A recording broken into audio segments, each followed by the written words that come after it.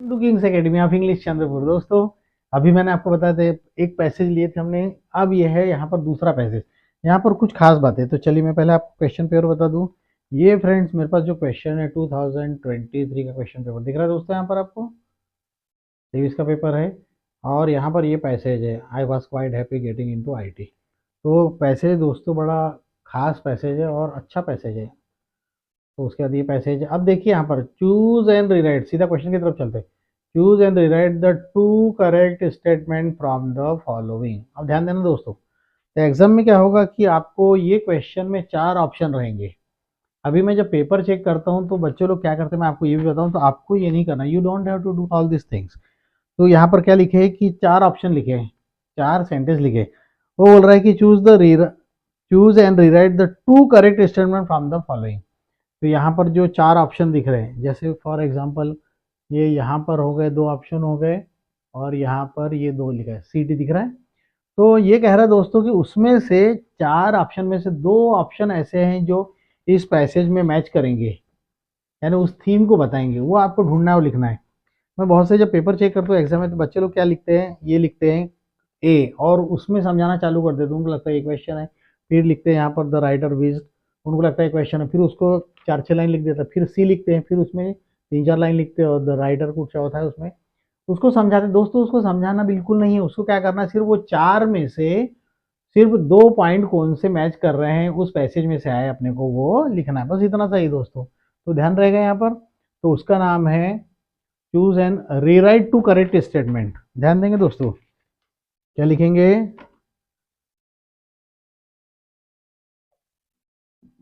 Rewrite to correct statement.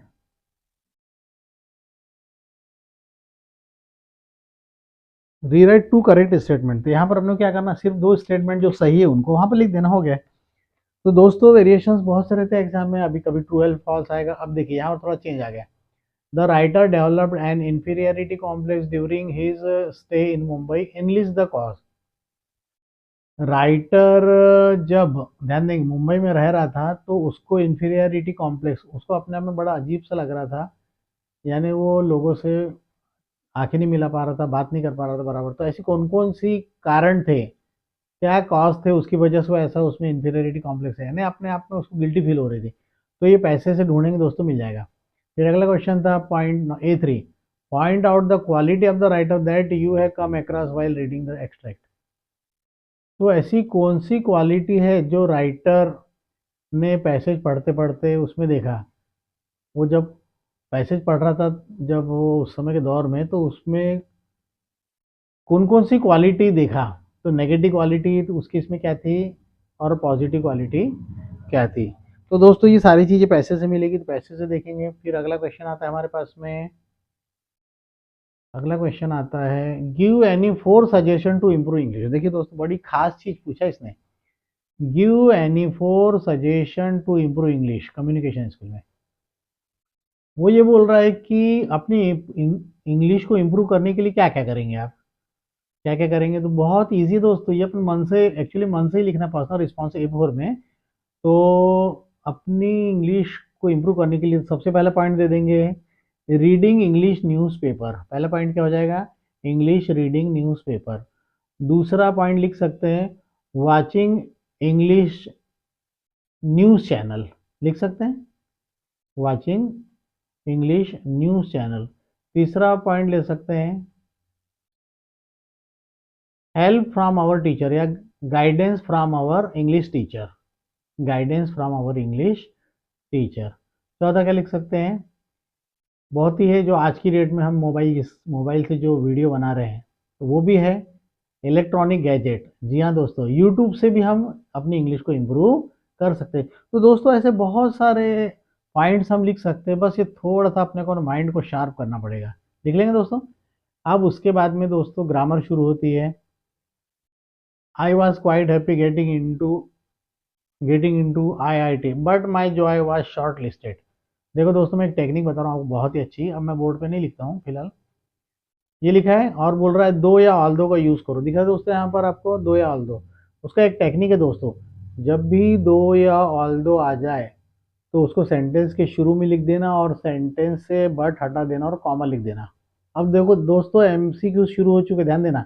ये question है पूरा, ध्यान से देखो थोड़ा सा, ये क्वेश्चन दिख रहा है।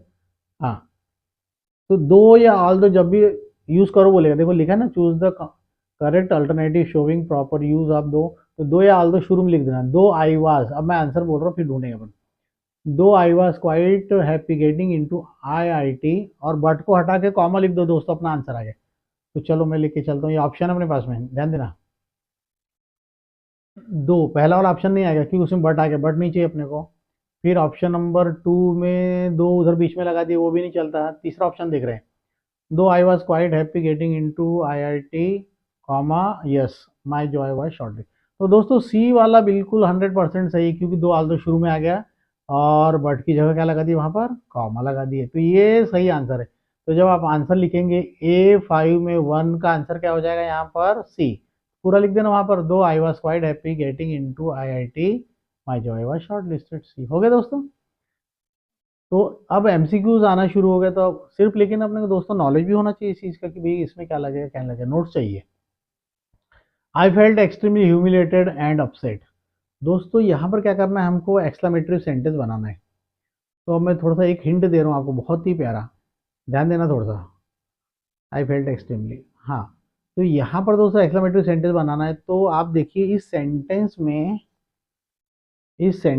में आपको ध्यान देना थोड़ा सा।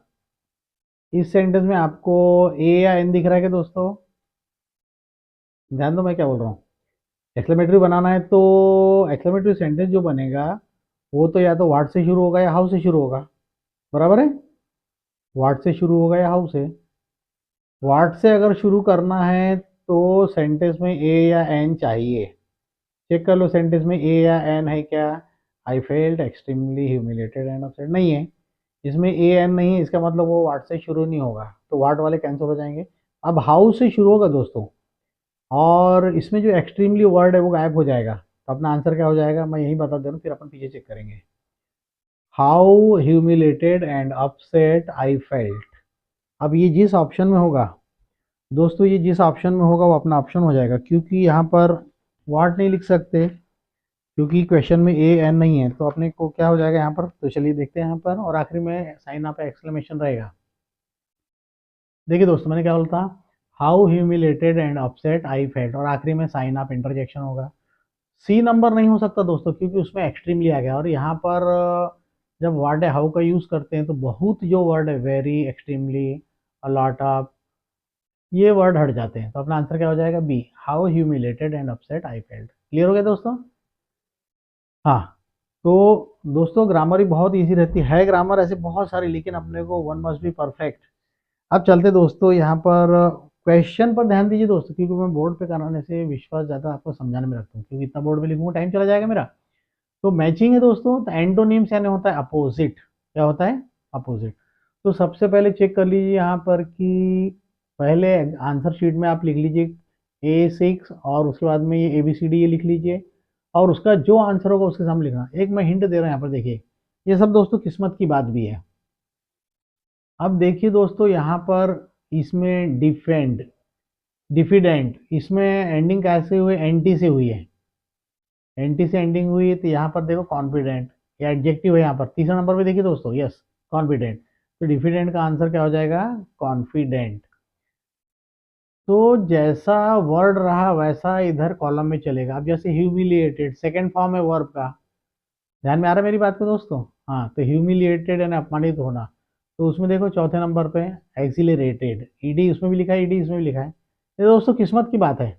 तो एक्सिलरेटेड, एक्सिलरेटेड इसका आंसर हो जाएगा। फिर है एरोगेंट, एरोगेंट हो गया दोस्तों, एरोगेंट यहाँ पर अपोजिट चल रहे हैं दोस्तों, हम लोग अपोजिट वर्ड ले रहे हैं, तो एरोगेंट का हो जाएगा हम्बल। एरोगेंट तो आपको मालूम है he is an arrogant boy, तो उसका हो जाएगा हम्बल, राइट। और इन्फीरियरिटी, टी वाई आ गया, तो देखिए दोस्तों यहाँ पर सुपीरियरिटी आ गया है, इन्फीरियरिटी यानी घटिया, सुपीरियरिटी यानी बढ़िया। तो दोस्तों बात समझ में आ गई है। ये सब लक बाई चांस है दोस्तों कि किसकी किस्मत में क्या होगा और क्या नहीं होगा, ये उनको मिलता चलेगा। फिर चलते आगे क्वेश्चन में दोस्तों, इसके बाद फिर हम अगला टॉपिक लेंगे। तो यहाँ पर अब चलते हैं दोस्तों नॉन टेक्सचुअल ग्रामर। नहीं दोस्तों, अभी मैं नॉन टेक्सचुअल ग्रामर फिलहाल नहीं लेता, क्योंकि अभी हमारा जो टॉपिक चल रहा है वो चल रहा है, पैसेज की बात चल रही थी। तो दोस्तों बहुत ही इजी पेपर आता है, हम लोग जानबूझकर उसको डिफिकल्ट बनाते नहीं, पेपर बहुत डिफिकल्ट था। सिंपल सी बात है दोस्तों, अगर आपने पढ़ाई नहीं की होगी तो आपको डिफिकल्ट लगेगा, और अगर पढ़ाई की होगी तो आपको वो ऑब्वियसली इजी लगेगा। सो कीप ऑन स्टडिंग दोस्तों। Why don't you study? Why don't you study means you must study, you should study. तो दोस्तों उम्मीद करता हूँ कि आपको पैसेज के पैटर्न समझ में आ गए हो, कैसे करना है क्या करना है। ट्रू फॉल्स में अगर फिर से एक बार और रिपीट कर रहा हूँ, I want to repeat one more time here, कि अगर ट्रू फॉल्स अगर आते हैं, अब देखो उसमें होता क्या है, मैं आपको खास बात एक बता दूं जरा फिर से। तो ट्रू फॉल्स में अगर एक बार और देख लेते थोड़ा सा रिवर्स। ट्रू फॉल्स में अगर आपने ट्रू फॉल्स जो भी लिख दिया हो, ठीक है, वो तो ठीक है, लेकिन ये लाइन ध्यान दीजिए दोस्तों, correct the false statement and write them. आपने जो ट्रू लिखा है उसका कोई प्रॉब्लम नहीं, लेकिन अगर दोस्तों अगर आपने फॉल्स लिखा है तो उसका एक्सप्लेनेशन पड़ेगा, एक्सप्लेनेशन देना पड़ेगा कि ये फॉल्स है तो इसका ट्रू क्या है, तो वहां नीचे लिखना पड़ेगा। क्यों? अब मैं आपको बता दूं क्यों, ऐसा क्यों। आप ईमानदार से बताओ कि ये जब क्वेश्चन पेपर आपके सामने आता है तो ये आप पढ़ते हैं कभी? आप बोलेंगे नहीं पढ़ते। इसको दोस्तों ध्यान से पढ़ लीजिएगा।